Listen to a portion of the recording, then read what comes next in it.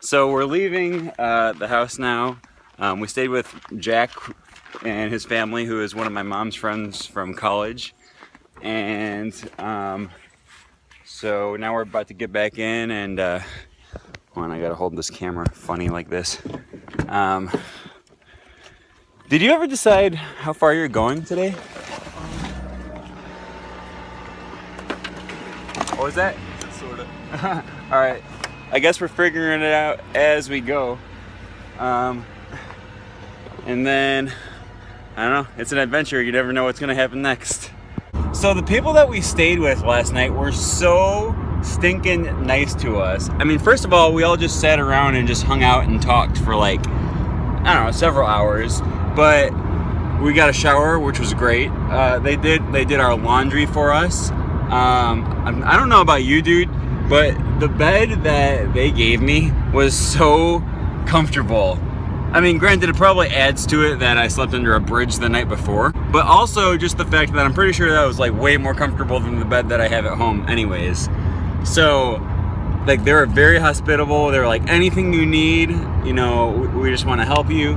And then in the morning they had breakfast and coffee for us, and then they had sandwiches for us to take so that we don't gotta, you know, spend money on lunch today. It was just super awesome. So I just got out of the car with Leo. He dropped me off just north of Albany. And that was super awesome. He drove me all the way across the state of New York. Saved me like, well, we drove 7 hours together, and he saved me a ton. What's going on over here? He saved me a ton of time hitchhiking. It would have taken several days. See you, man. And not only did he save me a lot of time hitchhiking, I also got to like actually enjoy my time and like go sightseeing a little bit at Niagara. So now I'm trying to get as far north as I can, and so I'm a little nervous about crossing the border because I've read stories of other people trying to get across, and like if you're hitchhiking, apparently they take you into the room and they interrogate you for hours.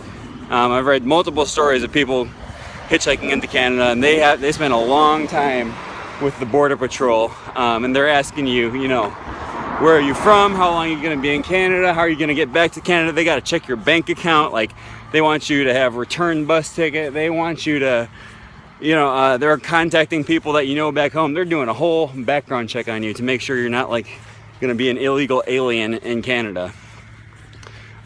So I don't know. I think it's going to be hard for me to get a ride with someone across the border, because if you don't know someone, how do you know you're not like aiding and abetting a fugitive across the border? Or like, you know, how do you know they don't have drugs on them and you're now a smuggler taking cocaine across the border, and if you get caught, then...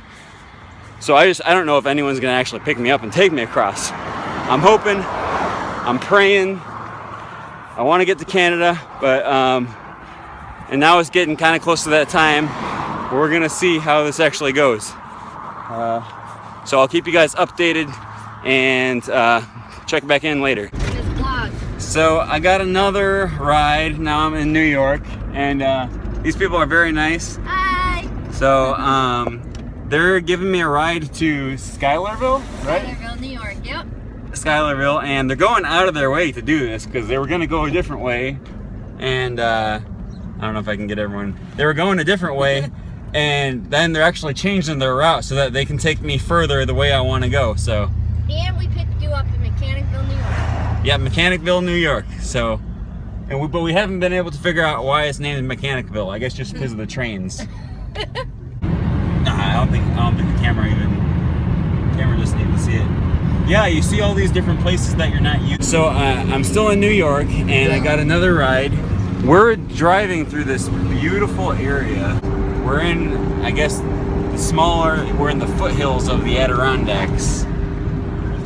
Take a look at that. Well, you can't see it quite yet. But, oh, here's a parking area. Is it something you were just toying about? How serious were you? Look at that. I gotta turn this around. Oh yeah. Yourself, and you might. It's a pretty view. Terribly upset, and that's you might pretty much Vermont, not be able to sleep. Oh, that's all Vermont, huh? Yeah, those are the Vermont Green Mountains. Okay. Themselves have something all else those going black ones on. right there. Cool. Yeah, anything on that side of Lake Champlain's Vermont. Cool. Well, I want to get this on video. So we're still making our way up to Plattsburgh, but now we're taking a pit stop just to look at this. You're saying this is the first ship in the U.S. Navy? Yeah, USS Ticonderoga. This is the birth of the No, Navy. this isn't. I'm sorry, this isn't the first ship. Okay. This is where they made the first ship. Oh, okay. But this is the USS Ty. It's in the Revolutionary War. Okay. Like it's an old famous ship. It's Gotcha. kind of funny because you think they'd have like a better setup for it. Right. Yeah. Rather than this thing. Cool. And this is where they made the first ship. Yeah, right over here. I'll take you past. Cool. Yeah. Let's.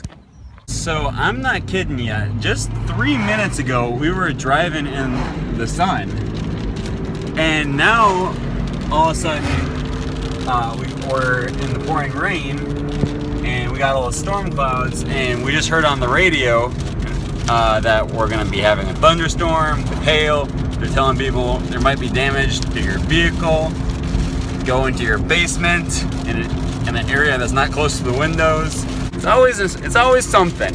It's always an experience. All right, so I'm in Ticonderoga, New York, and I have to say, New York is probably the easiest state I've ever been in for hitchhiking. Today I have not waited more than 15 minutes for a ride, and that was the longest. Most of them have come within 5 minutes. So I don't know if it's just something about New York or today is just my day. But it's been great. So I'm here at Ticonderoga. I went to Dunkin' Donuts over there for lunch. I had a gift card for Dunkin' Donuts, so today I had lunch for free. And now I'm making my way up towards Plattsburgh, and I'm expecting to be there soon. And I'm expecting to be in Montreal soon. So it's getting close. It's getting close. I'm getting excited. A little bit nervous too. And we'll see what happens at the border. Alright, I got a ride with Pat. He's very nice.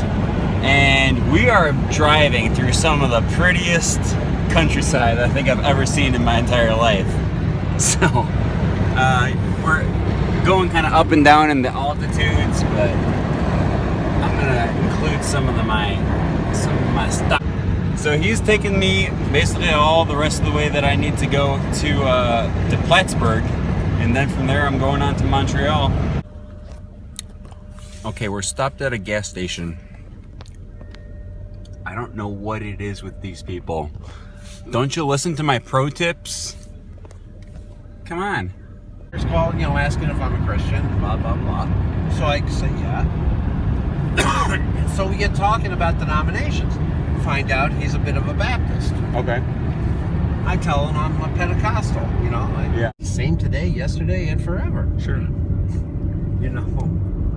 And if that's the case, then his gifts he don't take away those gifts. So I'm here in Plattsburgh, New York. Pat dropped me off here, and he's a really nice guy. He drove me way out of the way to get here, and then we got here and he prayed for me before taking off and going back home. And so we were discussing what I'm gonna do to get across the border into Canada. And basically, after doing a little bit of research, we came to the conclusion that I'm never gonna get across as a hitchhiker. So what he did is brought me, I am pretty close to the Canadian border, so we drove all the way up here, got as close as we could to basically the closest city to the Canadian border. I'm gonna take a bus from here to the next town over into Canada, so that way I'm not a hitchhiker crossing the border, I'm just a guy on a bus going on vacation into Canada. Hopefully that'll make things a little easier for me. And bus tickets are kind of expensive, but since I'm taking such a short ride, it's actually not that bad. It ended up being about 20 bucks, which is that's still a lot for me. But cool thing is I didn't have to spend any money today, because I woke up at my mom's college friend's house and we ate breakfast there. Then Leo and I packed ourselves some sandwiches, and so we had lunch. Then later on in the day for supper, I went to a Dunkin' Donuts and I had a gift card, so I was able to eat there. And then once I got here to the bus station, like I said, it doubles as a A&W and a Dunkin' Donuts. Well, I went up to the A&W and I was about to order something, just because I was pretty hungry, and they said, "Oh, sorry, we're closing. We can't sell you anything, but we can give you some ice cream for free." So they gave me a big cup full of ice cream, and I ate that, which isn't really, nutritious dinner, but filled my stomach a little bit. And then, I'm just sitting here hanging out, talking to the employees and stuff. It was pretty quiet tonight, so there wasn't a ton of people around. And as the Dunkin' Donuts is about to close, the employee there, she goes, "Hey, I gotta throw out all these donuts. Do you want them?" And I was like, yeah. So I stuffed my face with donuts. And so I ate all day for free, and my only expense today was the bus ticket. So kind of evened out. Unfortunately, the next bus into Canada leaves at 1 in the morning, so I'm stuck here at the bus station. It's actually it's a bus station, but it doubles as a gas station and an A&W and a Dunkin' Donuts. So I've been hanging out here.